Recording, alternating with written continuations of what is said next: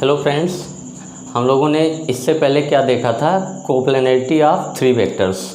Three vectors are coplanar the mathematical condition. उसको mathematically कैसे लिखा जाए कि जब तीन वेक्टर एक ही प्लेन में होंगे तो उनमें क्या रिलेशन बन सकता है। तो हम लोगों ने देखा था कि जो तीन वेक्टर्स जब एक ही प्लेन में होते हैं और जो वेक्टर्स पैरेलल प्लेन में होते हैं उनको भी कोप्लेनर बोला जाता है, क्योंकि हम लोग फ्री वेक्टर के बारे में पढ़ रहे हैं। फ्री वेक्टर को आप पैरेलली उसके ट्रांसलेट करके ले जा सकते हैं, तो पैरेलल प्लेन वाले वेक्टर भी कोप्लेनर वेक्टर हो जाते हैं। तो कोप्लेनरिटी की जो डिफिनीशन है वो आपकी क्या है कि वेक्टर्स जो एक ही प्लेन में हो या पैरेलल प्लेन में हो वो कोप्लेनर वेक्टर होते हैं। तो हम लोगों ने देखा था कि तीन वेक्टर अगर ए बी सी तीन वेक्टर कोप्लेनर है, if vector A vector B vector C are coplanar, then हम लोगों ने क्या देखा था? देन इनमें से आप किसी भी वेक्टर को यानी वेक्टर सी ले लेते हैं equal to x times of vector A plus y times of vector B. इस तरीके से आप लिख सकते हैं। इसके लिए आपको स्केलर एक्स और वाई तो हर हाल में मिल जाएगा। X and Y are any scalar. तो इसको दूसरे तरीके से हम लोग क्या बोलते हैं कि अगर तीन वेक्टर कोप्लेनर हैं तो उनमें में से किसी भी एक वेक्टर को बाकी बचे दो वेक्टर्स के लीनियर कॉम्बिनेशंस के रूप में लिखा जा सकता है। ये आपका क्या बोला जाता है कि वेक्टर सी क्या है? वेक्टर ए और बी का लीनियर कॉम्बिनेशंस है। तो linear combinations of vector A and B is equal to vector C. तो ये हम लोगों ने देखा था कि vector C equal to x times of vector A plus y times of vector B. आप vector A equal to lambda times of vector B plus mu times of vector C, आप कोई स्केलर लेमडा और mu ढूंढ सकते हैं। जैसे vector A को vector B और सी के लीनियर कॉम्बिनेशंस के रूप में लिख सकते हैं, और आपका वेक्टर बी के लिए भी आप ढूंढ सकते हैं कोई, जब ये तीनों कोप्लेनर होंगे। आप मान लेते हैं p times of vector A plus q times of vector सी।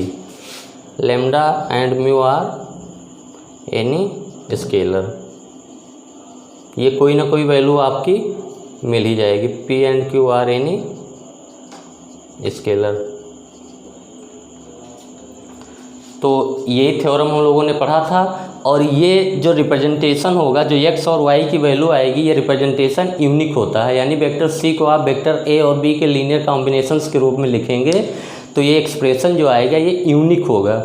ऐसा नहीं कि आपने वेक्टर सी को लिख दिया 2a + 3b, तो कुछ ऐसा और आप ढूंढ लें कि vector C equal to 5a + 4b, इस टाइप का ऐसा कुछ नहीं होगा। वो जो एक्सप्रेशन होगा वो यूनिक होगा, एक और केवल एक तरीके से एक्सप्रेस किया जा सकता है। तो इसका यूनिकनेस भी हम लोगों ने प्रूव किया था। तो ये पूरी बात हो गई कि जब तीन वेक्टर्स कोप्लेनर होंगे तो उनमें से किसी भी वेक्टर को अगले दो वेक्टर्स के लीनियर कॉम्बिनेशंस के रूप में लिखा जा सकता है। उसके लिए कोई ना कोई स्केलर एग्जिस्ट करना ही पड़ेगा। अब इसी बात को हम लोग थोड़ा दूसरे ढंग से देख लेते हैं कि इसको, इसी बात को कैसे और कह सकते हैं हम लोग।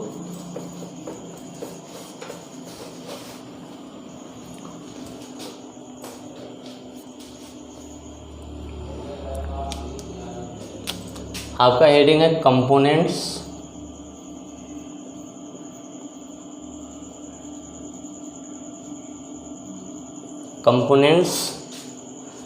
And coordinates in a plane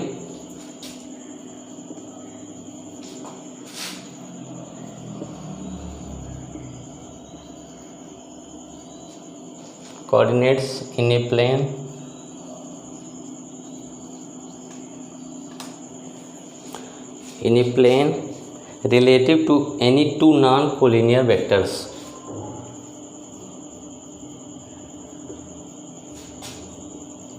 Relative to any two non-collinear vectors.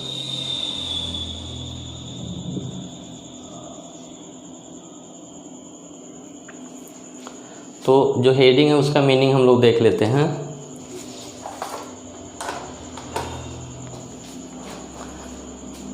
Components and coordinates in a plane relative to any two non collinear vectors. आपके पास क्या है, दो नॉन कोलिनियर वेक्टर्स हैं। तो हम लोग जानते हैं कि दो वेक्टर्स जो होते हैं वो तो क्या होंगे, या तो कोलिनियर होंगे या कोप्लेनर होंगे। कोलिनियर होते हैं तब भी कोप्लेनर होते हैं, लेकिन यहाँ पे हम लोग एज्यूम करके चलेंगे कि वो कोलिनियर नहीं है, नॉन कोलिनियर हैं। तो दो वेक्टर जो नॉन कोलिनियर हैं, और हम जानते हैं कि दो वेक्टर्स जो होते हैं वो क्या होता है, हमेशा कोप्लेनर होते हैं। आप दो वेक्टर्स, दो फ्री वेक्टर्स, यानी वेक्टर्स आपके स्पेस में कहीं पे भी हो, आप उनको मिला के क्या बना सकते हैं, एक प्लेन बना सकते हैं। वेक्टर्स कहीं पे भी, उसको पैरेलल ट्रांसलेट करके आप उसी प्लेन में ला सकते हैं। तो दो वेक्टर्स क्या होते हैं, हमेशा कोप्लेनर होंगे, यानी एक प्लेन फॉर्म हमेशा करेंगे दो वेक्टर। यानी आपके दो फ्री वेक्टर्स हैं तो वो हमेशा एक प्लेन फॉर्म करेंगे, नॉन कोलिनियर हैं अगर तो हम लोग जो अभी हम लोगों ने जो देखा है उसी का ये थोड़ा सा क्या है, एक्सटेंशन है, उसी को कहने का तरीका है। अच्छा, कंपोनेंट्स का मीनिंग क्या होता है?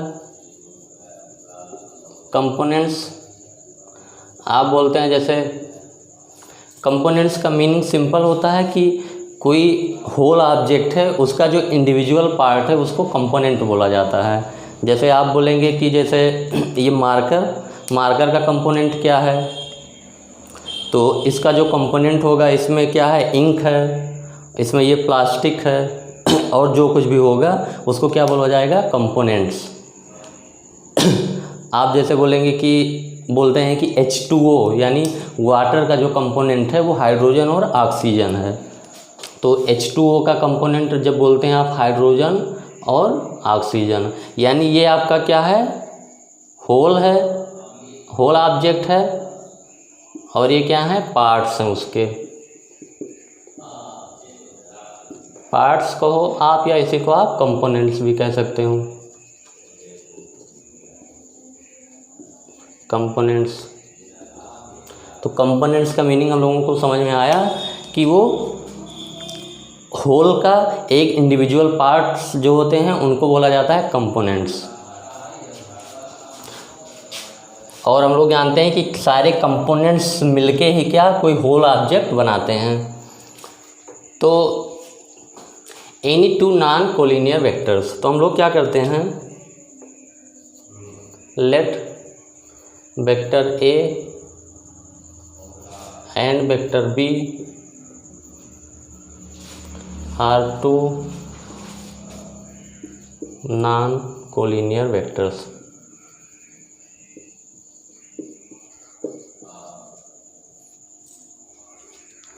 Vector A and vector B are two non-collinear vectors.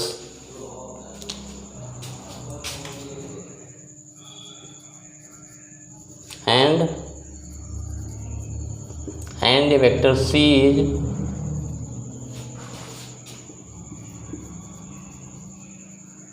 coplanar with vector A and vector B. तो वेक्टर ए और वेक्टर बी, दो वेक्टर तो हमेशा कोप्लेनर होंगे, यानी एक प्लेन हमेशा फॉर्म करेंगे।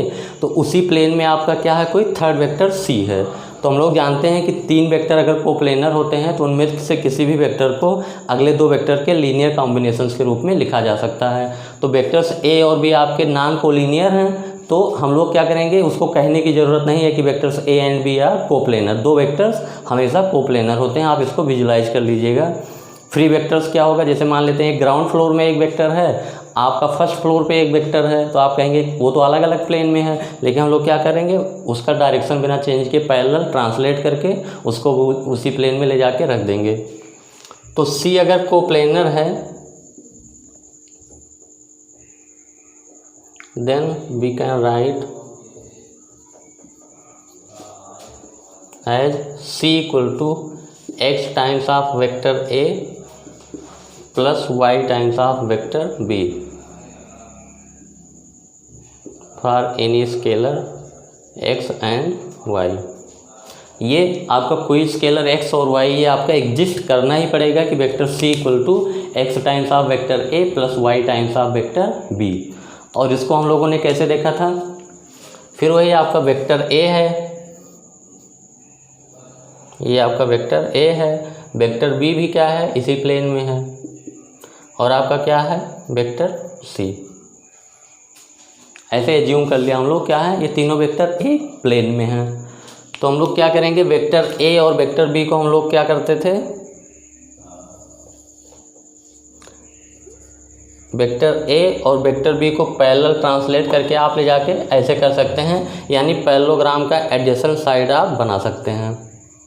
वेक्टर ए और वेक्टर बी से आप क्या कर सकते हैं कि पैरेललोग्राम का एक एडजेसेंट साइड, पैरेललोग्राम के एडजेसेंट साइड्स बना सकते हैं और इनको मिला के आप पैरेललोग्राम भी कंप्लीट कर सकते हैं। ये पैरेललोग्राम बनाने के लिए क्या करेंगे, ये दो साइड पता है, इस पॉइंट से आप क्या करेंगे, इसके पैरेलल एक लाइन ड्रा करेंगे और इस पॉइंट से क्या करेंगे, इसके पैरेलल एक लाइन ड्रा करेंगे। तो ये क्या हो जाएगा आपका पैरेललोग्राम, क्योंकि पैरेललोग्राम का मीनिंग क्या होता है, अपोजिट साइड्स आर पैरेलल। ये साइड ये पैरेलल, ये पैरेलल, ये, तो आपका क्या हो गया, ये पैरेललोग्राम हो गया। इसको कोई भी नाम दे देते हैं, ओ ए सी बी, ये पैरेललोग्राम हो गया। अब हम लोग क्या करते हैं, वेक्टर सी को भी क्या करते हैं, इसी के साथ कोइनिशियली यहाँ पे प्लॉट कर देते हैं वेक्टर सी। हम लोगों ने vector A, vector B, vector C इस हिसाब से एज्यूम किया है यहाँ पे कि बढ़िया सा पैरेललोग्राम बने। अदरवाइज आप वेक्टर बी को ऐसे मान सकते हैं, देखिए ये वेक्टर बी अगर हो जाए, ये वेक्टर बी हो जाए, आपका वेक्टर ए ये हो जाए, तब भी ये पैरेललोग्राम बनेगा। आप वेक्टर ए को यहाँ पे ट्रांसलेट करें या वेक्टर बी को यहाँ पे ट्रांसलेट करके आप पैरेललोग्राम बना सकते हैं, तो ये पैरेललोग्राम तब भी बनेगा, ऐसा नहीं कि, लेकिन हम लोग क्या इस हिसाब से एज्यूम करते हैं कि अच्छा सा पैरेललोग्राम बने जो चीज़ें दिखने में हम लोगों को आसान हो। अब वेक्टर सी है, हम लोग क्या करते हैं, इस पॉइंट से इसके पैरेलल एक लाइन ड्रा कर देते हैं और उसी पॉइंट से क्या कर सकते हैं, वेक्टर ए के पैरेलल एक ड्रा कर देते हैं और इसको नाम दे देते हैं, इसका नाम देने की ज़रूरत नहीं है आपको, ए सी बी, और इसको क्या कर देते हैं, वेक्टर एज्यूम कर लेते हैं। वेक्टर ये ओ ए वेक्टर हो गया, ये ओ बी वेक्टर हो गया और ये आपका वेक्टर सी तो है ही। तो हम लोगों ने जो मीनिंग देखा था वेक्टर सी इक्वल टू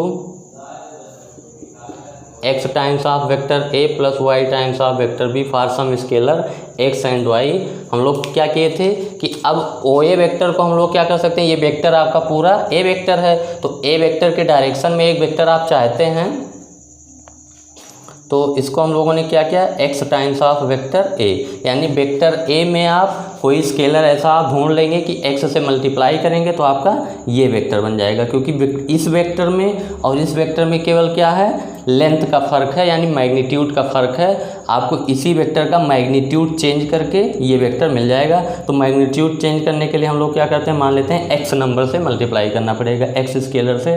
उसी हिसाब से ये वेक्टर फॉर्म करने के लिए आपको वाई से मल्टीप्लाई करना पड़ेगा। तो in parallelogram O A C B, आपका पैरेललोग्राम ला वेक्टर एडिशन लगाएंगे तो vector O A plus vector O B equal to आपका वेक्टर ओ सी, यानी x times of vector A plus y times of vector B equal to vector C. ये हम लोग तो इतना तो पहले भी कर चुके हैं। अब हम लोग इसी को अलग तरीके से क्या कहेंगे कि जो वेक्टर सी है आपका दो कंपोनेंट है, यानी इसके दो पार्ट्स हैं, एक वेक्टर ओ ए है और एक वेक्टर ओ बी है। ओ ए आपका क्या है, x times of vector A, O B क्या है आपका y times of vector B. यानी अब हम लोग कह सकते हैं कि जो आपका वेक्टर सी है इसके दो कंपोनेंट हैं, दो कंपोनेंट मीन्स दो पार्ट हैं इसके, एक पार्ट है x times of vector A and एक पार्ट है y times of vector B. दो पार्ट हैं इसके, x times of vector A and Y times of vector B. और ये पार्ट्स के बारे में और क्या इन्फॉर्मेशन है, ये एक्स टाइम्स ऑफ वेक्टर ए क्या होगा, वो वेक्टर ए के अलोंग है और ये वेक्टर क्या है, वेक्टर बी के अलोंग है। यानी अब हमारा कहने का मीनिंग ये हुआ कि 3 वेक्टर आपके जब कोप्लेनर होंगे तो उनमें से किसी भी वेक्टर को अगले 2 वेक्टर्स के लीनियर कॉम्बिनेशंस के रूप में लिखा जा सकता है। तो ये जो वेक्टर्स आते हैं ये क्या होते हैं, वेक्टर ए और वेक्टर बी के डायरेक्शन में होते हैं। तो इन्हीं को बोला जाता है कि ये 2 कंपोनेंट हैं, इसके 2 कंपोनेंट हैं, यानी x times of vector A एक कंपोनेंट हो गया वेक्टर ए के along, y times of vector B एक कंपोनेंट हो गया वेक्टर बी के अलॉन्ग। इन दोनों को आप जोड़ देंगे तो आपका क्या वेक्टर सी तैयार हो जाएगा। तो इसीलिए बोला जाता है कि वेक्टर सी का कंपोनेंट है ये वेक्टर ए के अलॉन्ग एंड वेक्टर बी के अलॉन्ग। तो यहाँ तक जो है हम लोग कुछ किए नहीं, वही पुरानी चीज़ें हम लोग कर रहे थे।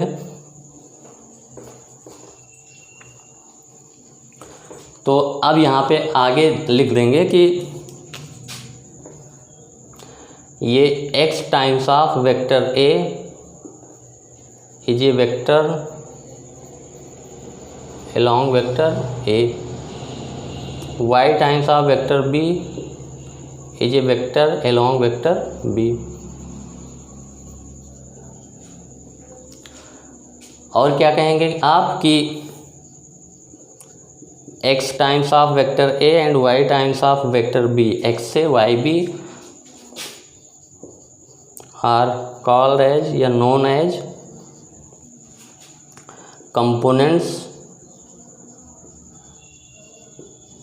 Components of vector c in the direction of vector a and vector B.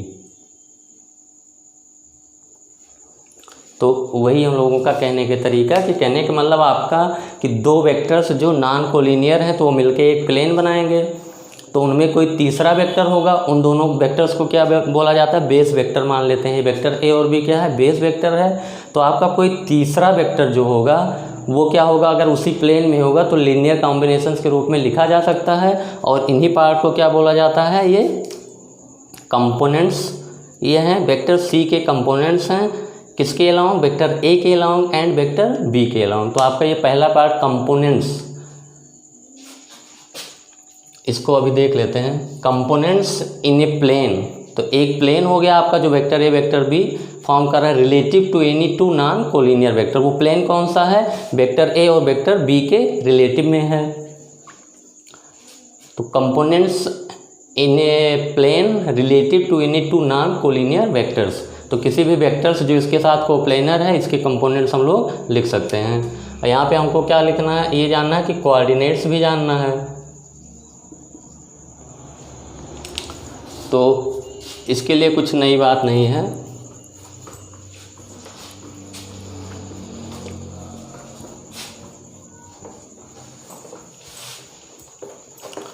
एक पॉइंट हम लोग देख लेते हैं, हो सकता है पहले इसके पहले हो गया हो, कि आपका ये जो वेक्टर ए हम लोग जो रिप्रेजेंट करते हैं, ये वेक्टर ए, इसका मैग्नीट्यूड क्या हम लोग कहते हैं, मैग्नीट्यूड या लेंथ किससे रिप्रेजेंट किया जाता है आपका, ये वेक्टर ए के ऊपर मॉड लगा देते हैं। ये आपका क्या बताता है कि इसका लेंथ कितना है, मॉड ए, ये इसका मैग्नीट्यूड या लेंथ बताता है। यानी जो ये वेक्टर है इसका लेंथ क्या है, capital A, sorry mod A. और हम लोग एक चीज़ और रिप्रेजेंट करते हैं कि वेक्टर ए के डायरेक्शन में जो यूनिट वेक्टर होता है उसको ए कैप से रिप्रेजेंट करते हैं। ए कैप क्या है, is a unit vector, A cap is a unit vector in the direction of vector A. Unit vector का मीनिंग क्या होता है, magnitude equal to 1, magnitude is unity, यानी लेंथ कितना है, यूनिट लेंथ होगा। और ए के डायरेक्शन में है तो इसको ए कैप बोलते हैं। अब हम लोग अगर ए कैप वेक्टर को देखें, ए कैप वेक्टर, तो इसका डायरेक्शन क्या है, वेक्टर ए के डायरेक्शन में, और मैग्नीट्यूड 1 है। अब हम चाहते हैं कि इसको वेक्टर ए बना लें, तो वेक्टर ए का मैग्नीट्यूड क्या है, मॉड ए है। तो हम लोग अगर इसे में मॉड ए से मल्टीप्लाई कर दें स्केलर से, तो ये क्या वेक्टर बन गया, ये वेक्टर बन गया जिसका डायरेक्शन वेक्टर ए के अलॉन्ग है और मैग्नीट्यूड क्या है, इसका मैग्नीट्यूड 1 था, वेक्टर ए के मैग्नीट्यूड से मल्टीप्लाई किए तो इसका भी मैग्नीट्यूड वेक्टर ए के मैग्नीट्यूड के बराबर हो गया। तो इसी को हम लोग क्या लिख सकते हैं, वेक्टर ए। यानी वेक्टर की कोई भी वेक्टर ए इक्वल टू आप लिख सकते हैं mod A multiplied by A cap, या आप इसका उल्टा भी देख सकते हैं कि मॉड ए को अगर उधर ट्रांसफ़र कर दें तो ए कैप बराबर क्या हो जाएगा आपका, ये vector A upon mod of vector ए। यानी आप किसी भी वेक्टर के डायरेक्शन में यूनिट वेक्टर निकालना चाहते हैं तो उस वेक्टर में उसी वेक्टर के मैग्नीट्यूड से डिवाइड कर दीजिएगा तो वो आपका यूनिट वेक्टर उसी वेक्टर के डायरेक्शन में आ जाएगा। तो ये हम लोग देख लेते हैं। ये फिर से एक बार, ये क्या है, वेक्टर ए है, इसका मैग्नीट्यूड मॉड ए से रिप्रेजेंट होता है। ए कैप हम लोग क्या डिफाइन करते हैं, ए कैप जो होता है ये यूनिट वेक्टर होता है जिसका डायरेक्शन ए के अलॉन्ग होता है, और यूनिट वेक्टर का मीनिंग क्या होता है कि जिसका मैग्नीट्यूड यानी जिसका लेंथ यूनिटी हो, और ये वेक्टर ए है, इसका लेंथ मॉड ए है। अब हम लोग क्या करें, ए कैप वेक्टर में मॉड ए से मल्टीप्लाई कर दें, तो मॉड ए से मल्टीप्लाई करेंगे तो ये तो वेक्टर बनेगा, क्योंकि स्केलर से मल्टीप्लाई करेंगे वेक्टर में तो वेक्टर बनेगा, और इसका डायरेक्शन क्या होगा, जो ए कैप का डायरेक्शन होगा, और मैग्नीट्यूड क्या होगा, इसका मैग्नीट्यूड 1 है, इसको मॉड ए से मल्टीप्लाई करें तो पूरा मॉड ए इंटू 1, इसका मैग्नीट्यूड मॉड ए हो गया, यानी इसका मैग्नीट्यूड ए वेक्टर के बराबर हो गया, और डायरेक्शन पहले से ही ए के अलॉन्ग था, यानी यही ए वेक्टर आपका ए है। यानी कोई भी vector A equal to mod A into A cap, ये लिखा जा सकता है।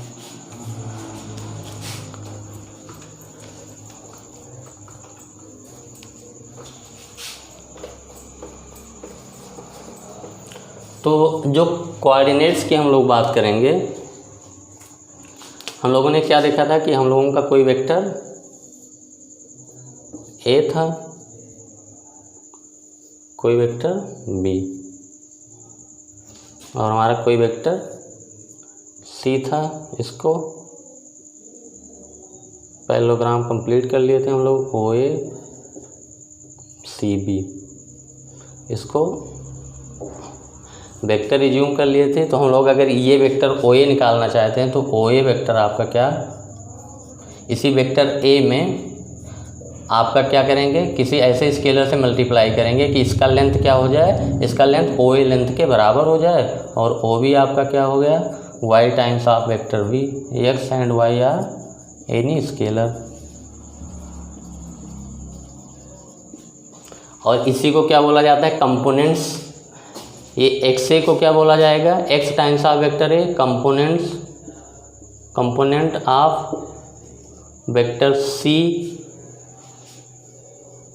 Along vector A. वाई इसको क्या बोला जाएगा, component of vector C along vector B. और सी को हम लोग वेक्टर सी को कैसे लिखेंगे, C equal to x times of vector A plus y times of vector B. अब हम लोग देख चुके हैं कि किसी भी वेक्टर को, वेक्टर ए को हम लोग क्या लिख सकते हैं, mod of vector A into A cap, ये हम लोग लिख सकते हैं। तो वही चीज़ यहाँ पे यूज करेंगे। तो vector C equal to X तो पहले से मल्टीप्लिकेशन में है, वेक्टर ए को हम लोग क्या लिखेंगे, ए का mod into A cap, Y पहले से है, बी की जगह क्या लिखेंगे, mod B into B cap, mod B into B cap. तो ये आपका क्या होगा, ये आपका स्केलर होगा। ये ए कैप बी कैप क्या है, यूनिट वेक्टर है। तो अब ये जो स्केलर होता है x times of mod A, इसी को क्या बोला जाता है, x times of vector A and Y times of vector B are called as coordinates of vector C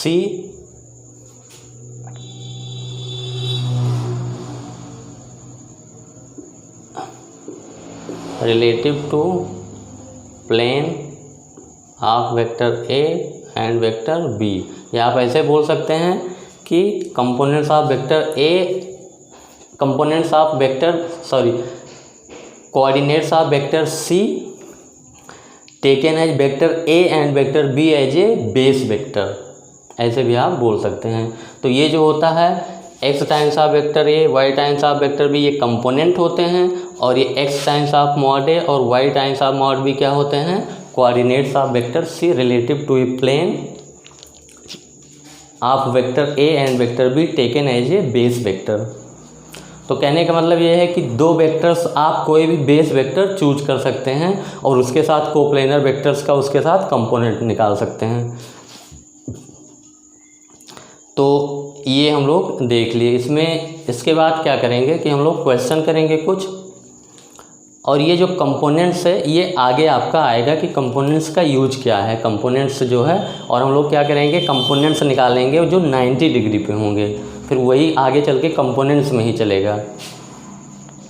तो इसमें इतना ही रखते हैं। इसके बाद हम लोग कुछ क्या करेंगे, कोप्लेनरिटी ऑफ 3 वेक्टर्स पे बेस्ड कुछ क्वेश्चन कर लेंगे, 1-2 क्वेश्चन, उसके बाद हम लोग आगे बढ़ेंगे। Thanks for watching.